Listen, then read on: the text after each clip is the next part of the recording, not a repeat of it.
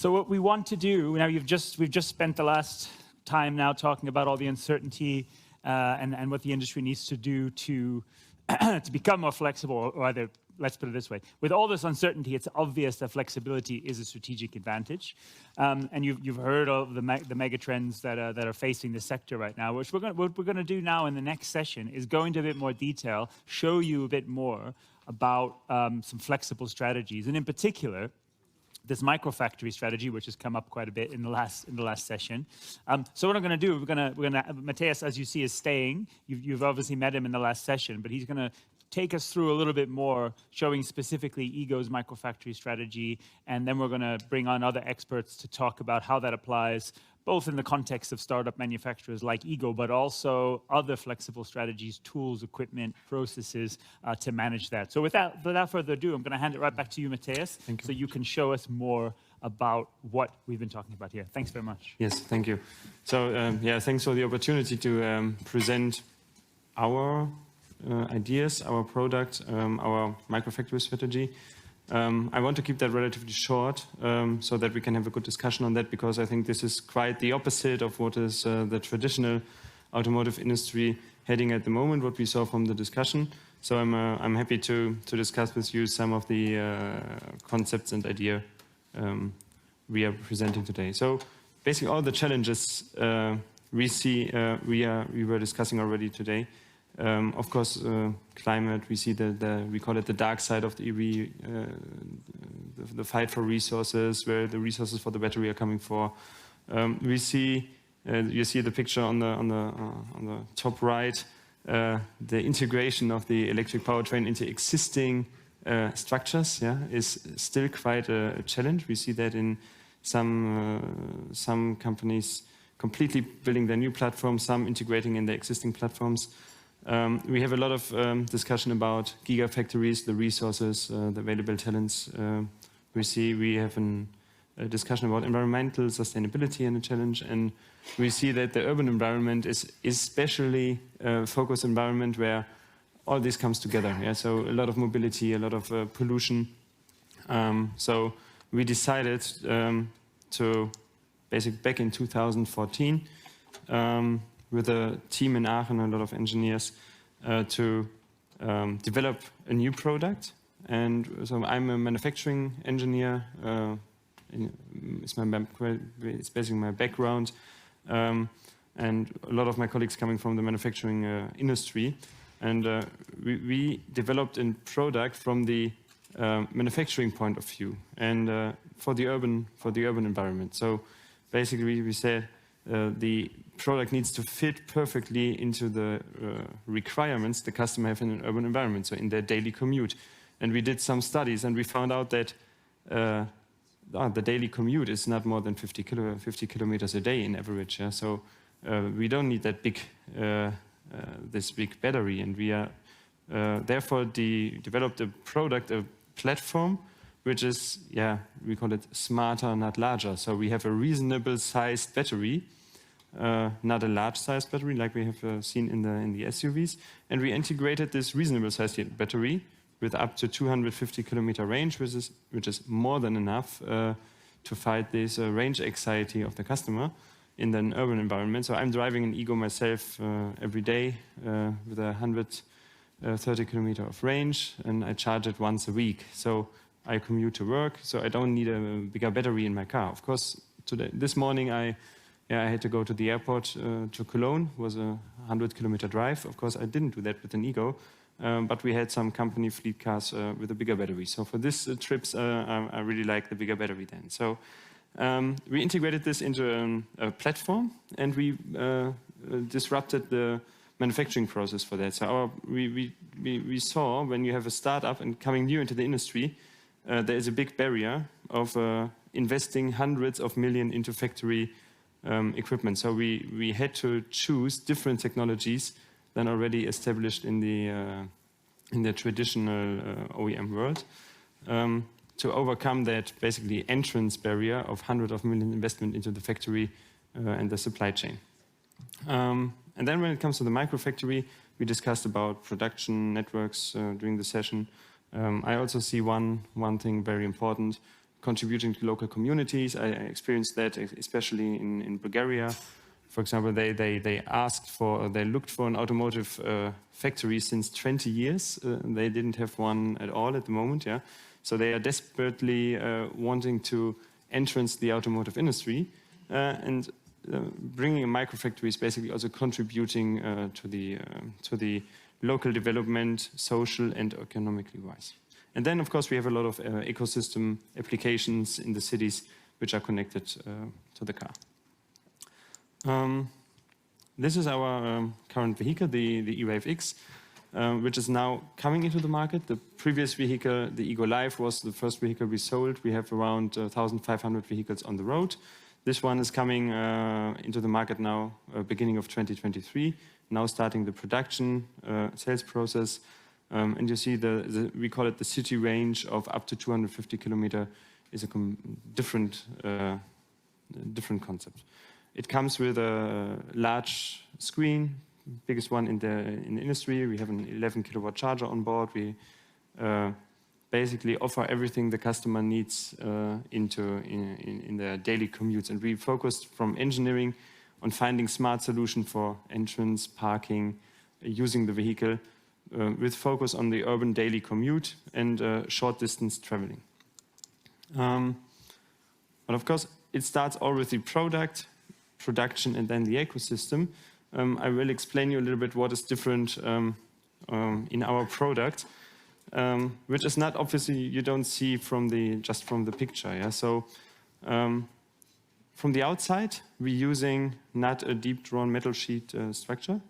We are using an aluminum space frame underneath a polymeric skin structure. So our body is not spot welded like in the normal traditional automotive process. We're using aluminum profiles, extruded, very simple profiles, very, very low tooling costs compared to sheet metal.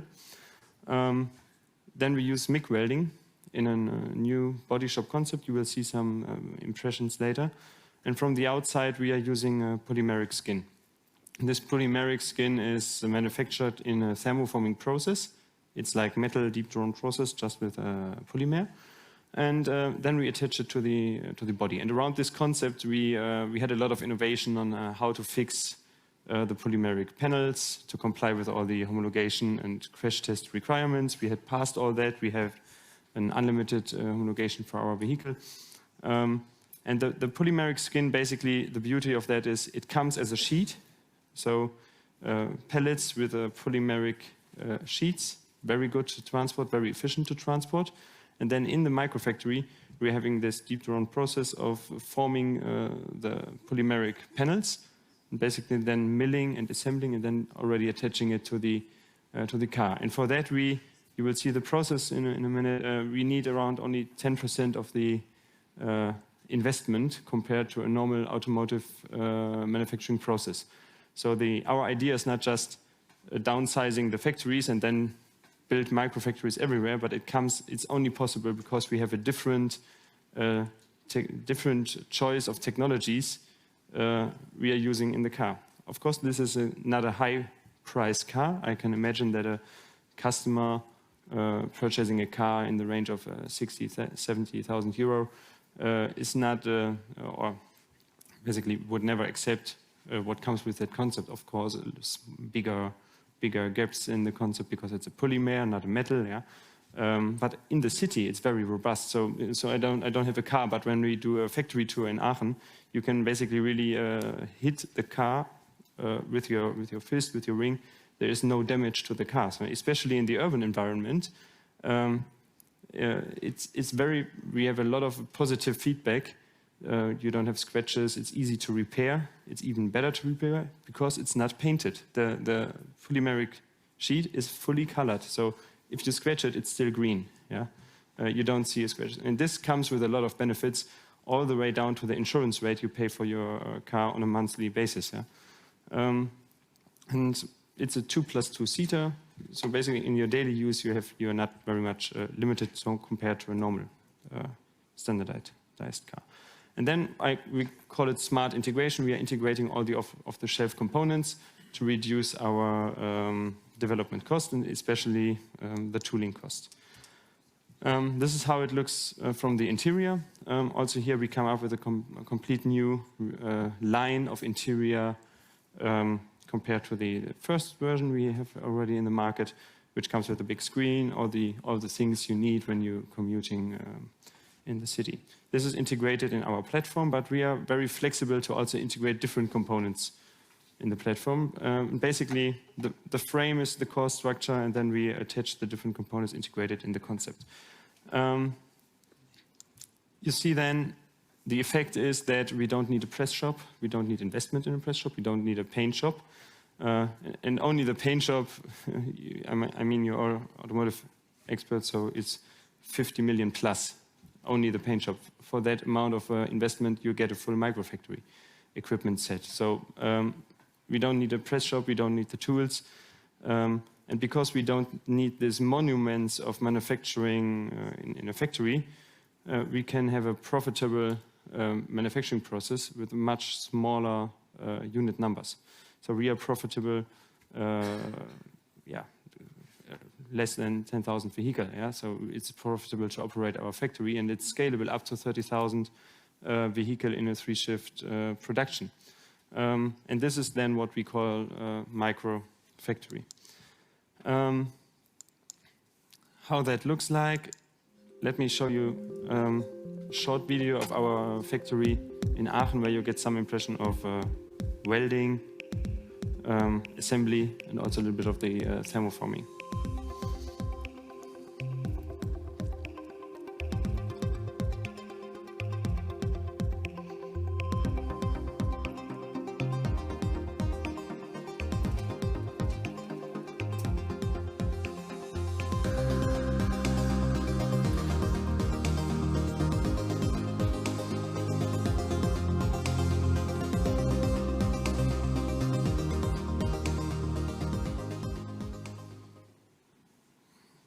Yeah, so you see, it doesn't look that much different to a normal automotive line. It's just a much smaller scale. So when you're standing in the factory, you can see the whole manufacturing process from the spot. And we are using very flexible manufacturing equipment. So basically everything is on wheels. You see that we are using these autonomous guided vehicles for transporting.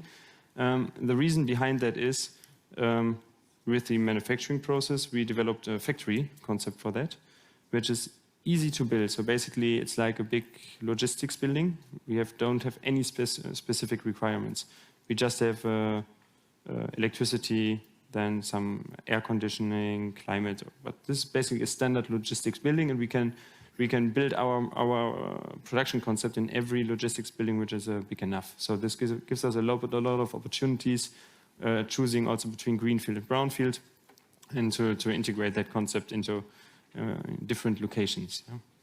And also, which is very positive when we think about the different locations, especially now in Southeast Europe, the building technology to build that kind of vehicle very fast, and fast I'm talking about from decision we want this factory until start of production, 2 to 2.5 years.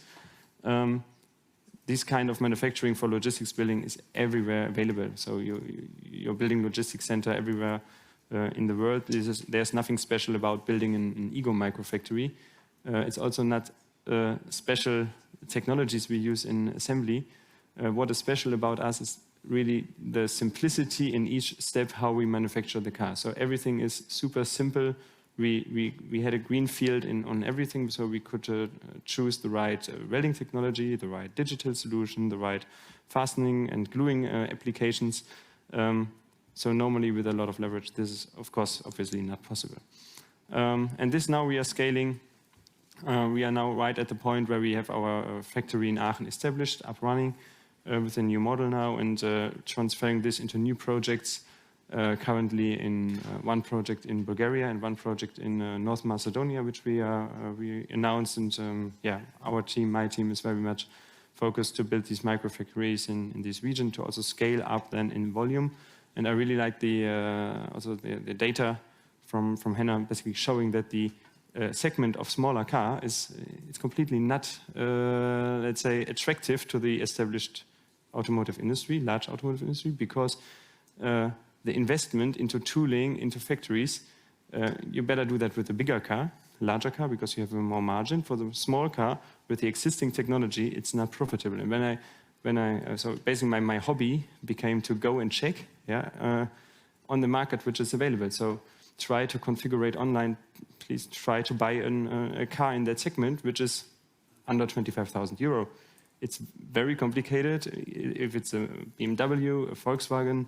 So basically you can name the brand. There is not so much competition in the A segment to have a good urban car, electric, for a reasonable price. Yeah, of course, we are far away also from these number mentioned earlier, 13,000, 14,000 euro. Yeah, but still the A segment is very interesting, or the compact segment is very interesting, especially in the urban environment. And we think that with our technologies, you see here the idea, the manufacturing concept, and then also the decentralized growth with our microfactories could be a possible solution. I'm not saying this is the solution for the future, but it's a different approach where we say, okay, it's worth discussing. This is why we are all here. It's worth discussing the core ideas of that and how the automotive industry might get some of these points and taking that into the future. Yeah. So looking forward to have a discussion with you also during the breaks, pros and cons of the concept, and coming back to Christopher. Excellent. Thank you, Matthias. Please have a seat. Join us on the stage. Excellent. Well, it's great to actually to see it as well. As you said, in some ways it doesn't quite look as different as other factories, but of course the simplicity and scalability is what's critical. Before we get into the discussion, I want to bring another expert onto the stage here who will help us unpick some of the flexibility advantages in this strategy, but also look across other technologies and tooling, as I mentioned, for other OEMs as well. So this expert, he's a leading expert in laser applications at Trumpf, and where he's helped to develop the company's e-mobility strategy, including battery cell, battery pack, body, and powertrain. More than 20 years experience in the industry. Very pleased to welcome Johannes Buller. Welcome, Johannes. And simplicity, going straight on stage, not bothering on the other side. So that's efficiency of manufacturing right there. Please, thank you very much. So for the next 25 minutes or so, we'll unpack a bit more around this before we break to lunch. But Johannes, let me start with you, sort of having seen now the microfactory kind of in live. Could you tell us a little bit about maybe experience that Trumpf is having in around similar concepts and how you see that maybe applying more widely?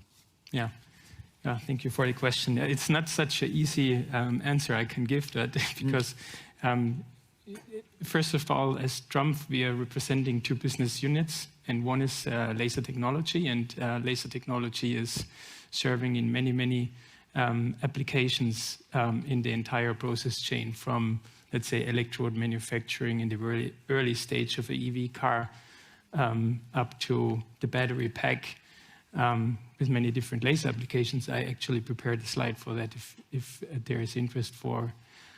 And then it comes to, let's say, more the traditional applications like Matthias presented in the car body level. We have the second business unit, which is sheet metal manufacturing solutions, typically a very traditional industry of customers not having their own product, basically cutting flat sheet metal, forming them with bending machines, punching machines, and later weld apart. And we combined this technology to, we call it smart factory, that we said like we take a 2D cutting machine from coil or from sheet metal, feed it by a metal stock, then bend it and then weld it and combine the machines together and use the advantage of that technology, having the flexibility, changing the format from every now and then. And if you see in an electric car, you have a lot of variants also when you change from one battery supplier to another battery supplier, or from one format to another format, and want to implement it in one car. You need a lot of flexibility on the pack level and to do the structural forming with sheet metal. And and yeah, give a long answer to a short question. That's quite all right. That's quite all right. And Sam, I know you do have a slide you can show us a bit more. We'll get that up sort of shortly, where you can talk through other points of that.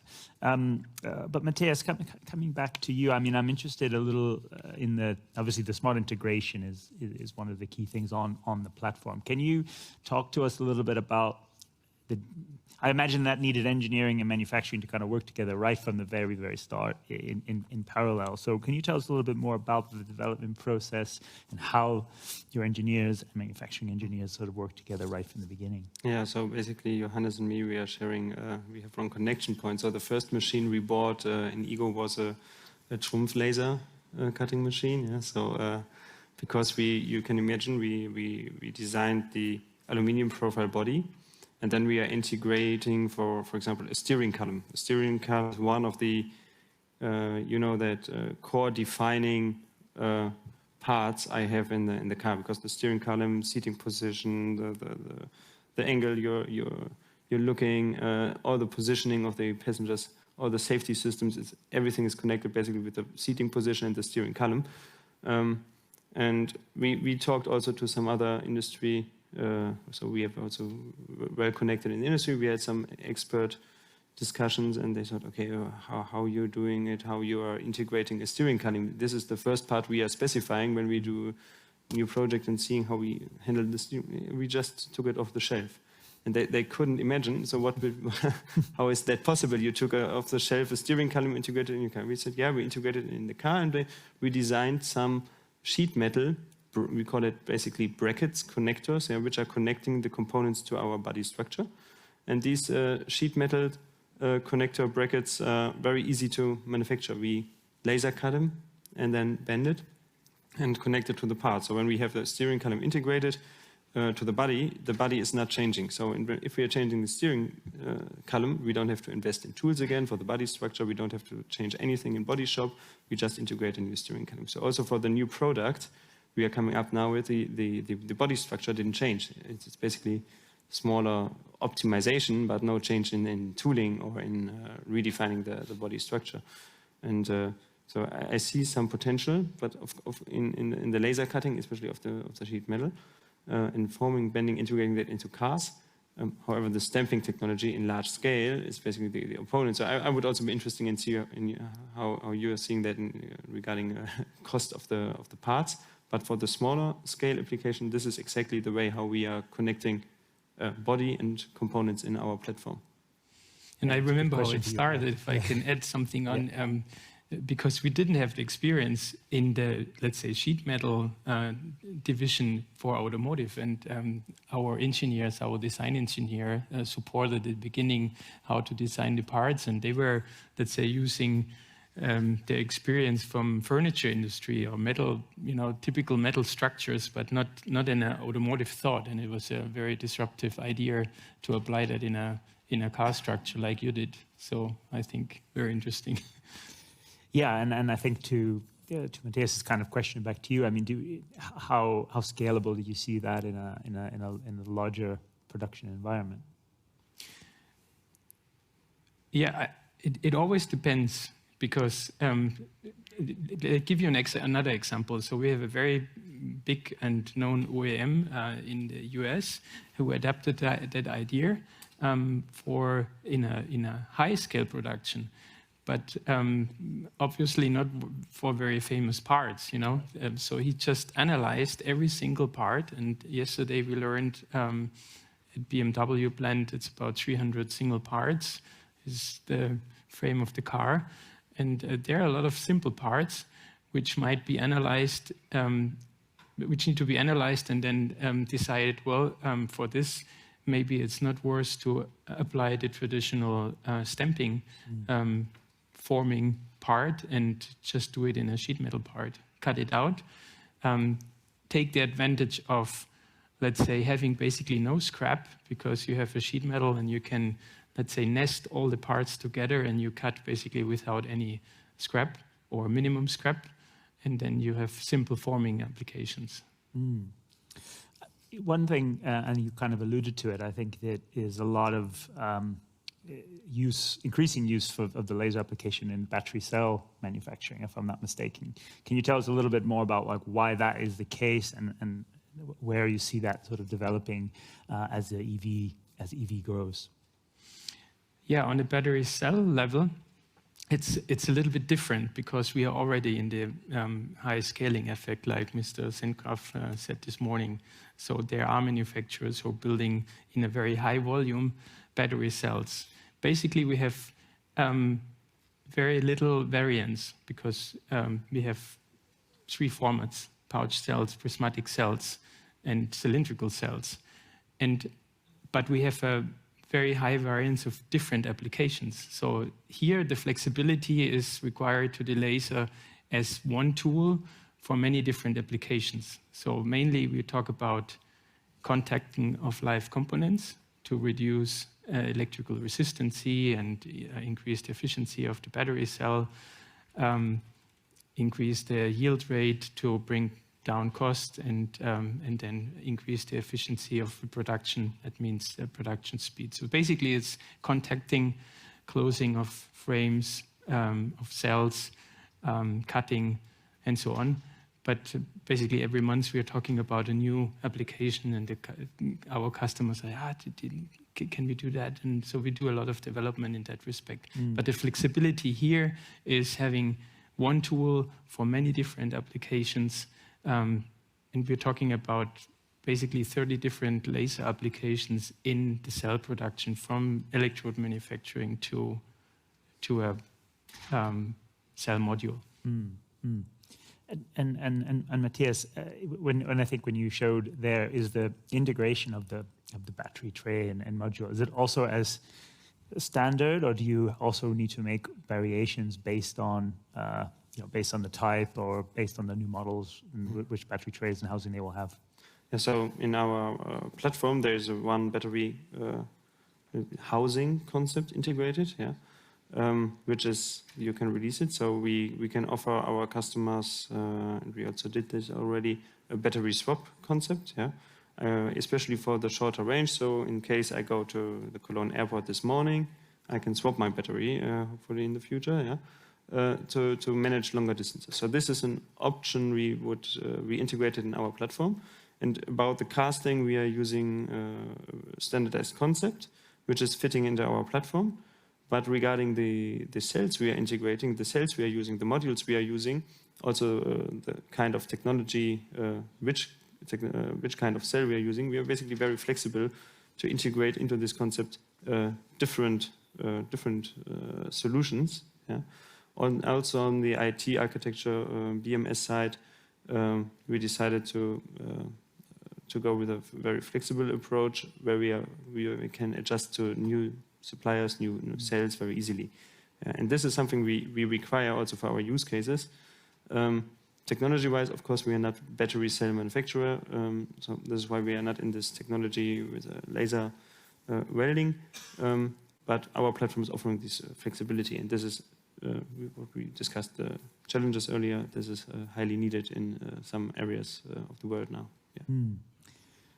Any questions from the audience or comments? Again, we'll go right back to the front again here, if we can have a microphone. That's on its way. Thanks very much. Yeah, I know. I have a question to Matthias here. This session is about flexibility, and we are talking not the millions of cars, but 10,000 what you need for your factory. Why has nobody spoken about additive manufacturing as a potential technology to produce components? Because in this kind of scale, did you have look into this with e.GO? So sure. We need to compare. So in the prototyping, pre-series car manufacturing, we use a lot of 3D printing, additive manufacturing. We also have our own printers to produce cars. This is what we need, especially in pre-series or early development stages, to produce the right components.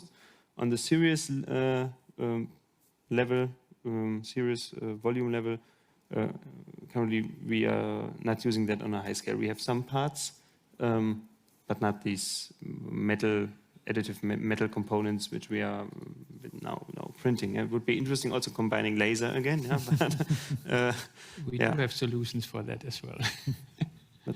So in each e.GO there is at least one 3D printed component. In the process we have of course 3D, but I think this is also industry standard. So even the established larger OEMs are far ahead of using this technology to be more flexible. So yesterday I have not seen a 3D printer in the factory, but maybe they didn't show us this department, you know. That's possible. So. I mean, I suppose it could be additive printed replacement parts for machinery and equipment too, right? So there's multiple uses that we see. Johannes, were you saying that this is something you see combining with laser cutting too? Laser cutting? Or sorry, laser laser welding. I'm sorry, that's mixed two together. Printing or welding? The additive manufacturing. You said you have integrated. Yeah, well, we do build. Trump has stepped into the additive manufacturing process very early. Then we stepped out because it was, let's say, a bit too early for that market. And then a couple of years ago, we re-entered, and I think we combine, let's say, our machine building competency with our lasers. And so we are one of the players for metallic 3D printing. And we apply that, and you would be surprised how many parts, and it's not only depending on the quantity, but also on the design, mainly on design level, why we're applying that part. So we are building our machines, or part of our machines, with 3D printed parts to gain, let's say, lightweight or special cooling channels and so on, which you cannot produce for our lasers. So in our lasers, you will find 3D printed parts, printed with our lasers. For the automotive industry, it's quite difficult to specify certain parts for that, yeah. But there are, like you just said. Excellent. Matthias, coming back to the microfactory, I mean, when we're talking on the smaller volumes and you rely then on your on suppliers for off-the-shelf parts as well, do you have a risk of supply chain bottlenecks in some of these areas where, for example, your suppliers may not keep up or may prioritize differently, or how do you kind of manage that when you may need to depend more on these suppliers? Yeah, this is always also, let's say, a critical point on that concept. Yeah, smaller scales, but I think we see in every automotive company during the last year being basically facing problems on the supply chain. It's nothing specific, especially with the smaller unit numbers. For us, it's much easier to purchase smaller volumes, of course, compared to the large one, because we have also well-established business relationships with our supplier. And it's much easier to produce the relatively small number for e.GO compared to the very large number, even if it's only half of the large number for an established company. So for us, it's much easier to shift also production volume within the supply chain from one continent to the other, because it's a very small, relatively small amount of parts we need in volume compared to the other one. So it's much easier for us to shift, but we are facing the same problems. But the solution might be easier for us. Yeah. And you showed the factory. You have smart robots, mobile AGVs, etc. So, is it already in a kind of sort of modular assembly setup where it's less linear? We've seen other concepts like this, or is that another potential step that can develop in this highly flexible approach? Yeah. So. I spent 5 years at the university as a research assistant during my PhD, and in that time in Aachen we developed very flexible production concepts using AGV. We purposely decided not to bring that into the e.GO concept, because in general I think there is a future. We see this especially also in body shop with a lot of flexible AGV systems where tools and dies are on an AGV flexible supply of lines. So when we think about the future of body shop, there's a lot of AGVs running around. So it's a valid point. But for us in e.GO, we still decided to use a linear setup. And when you can evaluate all the different options, it's always a U shape in the end. And this helps us because everything is new product, new process, new people. So at least have some consistency when ramping up a factory. It's important to have some kind of a pacemaker, giving the pace, creating basically the pull system, to bring a production into up running, and there it helps a lot if you have this traditional layout, and it's also easier to integrate. As Matthias mentioned, in body shop, other parts of manufacturing, we see this cellular-based approach. Is this something for Trumpf with the laser applications that you see playing a key role, or in other parts of the business? Well, coming back to the manufacturing method, we are only a provider of a tool, so we can only propose to the industry. The integration in there. Put a sign up, and here we are. So, but anybody who is interested to see that will come to our headquarters in Stuttgart, Ditzing, and you can see that live. We have an impressive smart factory in Chicago, where we have, let's say, completely realized that system, and so customer can come with his part, and we analyze it, we redesign it, and we just manufacture it. And then have the cost analysis and do the comparison. So it, like I said, it always depends of the part, of the quantity and the complexity. But we believe in that solution, and we hope that more automotive OEMs and tiers are, let's say, following this idea and implement it as a second channel to the traditional manufacturing methods. Absolutely. Any other questions, comments from the floor? I'll always prioritize a hand in the air. But coming back again, Matthias, I think you mentioned the factories are 5G ready. So obviously you're stressing a high degree of connectivity. How connected is it today? How digitalized are your processes compared perhaps to other traditionals? Is that also an area that the Microfactory lets you go further with? We started with a white sheet of paper, and when you start with a white sheet, it's always easy to look for the best solutions fitting your case. So we had no legacy, and we decided to, similar to what AWS presented earlier, to create our own IT architecture, which is based on 3 silos, or 3, let's say, areas. It's engineering development, manufacturing, and then the life cycle in the field. We have one horizontal platform connecting these 3 life cycles, and we have a lot of systems. Of course, we have an ERP system, MES system for welding applications. In the engineering, we use a lot of simulation, PLM systems. And of course, on the sales side, all the sales systems. So there we are not so much different. Where we are different is that we created a thing which is called a car thing. So it's basically one car, and with an identification number, which we are tracking through the whole life cycle of the car. So from engineering, through manufacturing, through the sales cycle.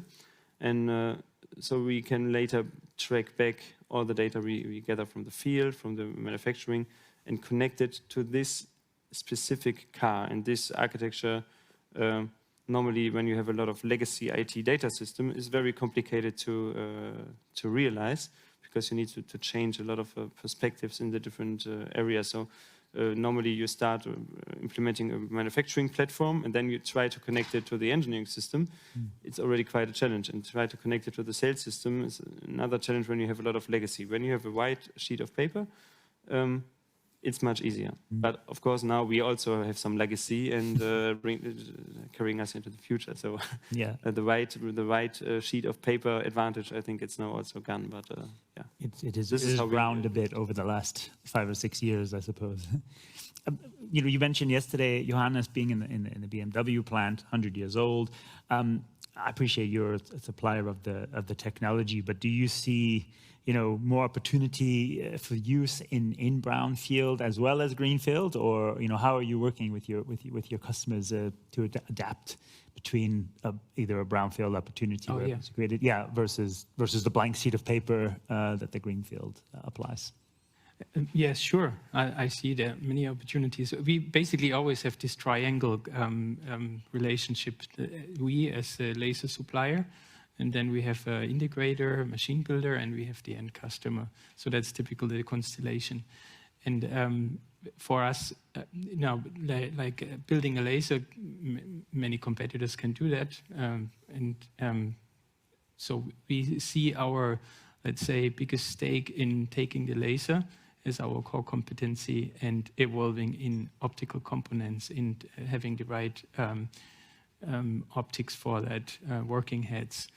And now more and more, let's say, sensor technology and AI, we are integrating in these processes. And this is, I think, a big step for us and also for our customers, because when we talk about battery cells, again, like Mr. Senkrav said, in a Tesla car, you have more than 7,000 cells, and if one weld, well, one cell, it doesn't matter, but if you have more welds, they are not well, then you have a problem, and you have to be very repeatable. And using AI combined with our sensors and using in a use case, knowing what's done in the station before and getting that information into our laser head when it's by the time this part comes and to be welded and having already, let's say, the data. I think this is, let's say, a big proposal to the market from our side, and we see big potential for growth. Is that potentially the sort of bridge, if you like, from that application on battery to a more wider use across the car, the yes. building process? Well, it's something we already do. Yeah. And but we learn more and more that, only thinking in a silo and say, well, I'm looking only on my welding process and I don't care what's afterwards, but caring about the data from before and after and using that. And we can apply that to other applications as well, not only battery welding. It's always about positioning, weld depths. So did you have a good connection, bad connection? Yeah, and that's it. Absolutely. We're kind of coming close to, well, just about at the end of the session here, and I know our audience, I'm sure, is starting to get hungry for lunch.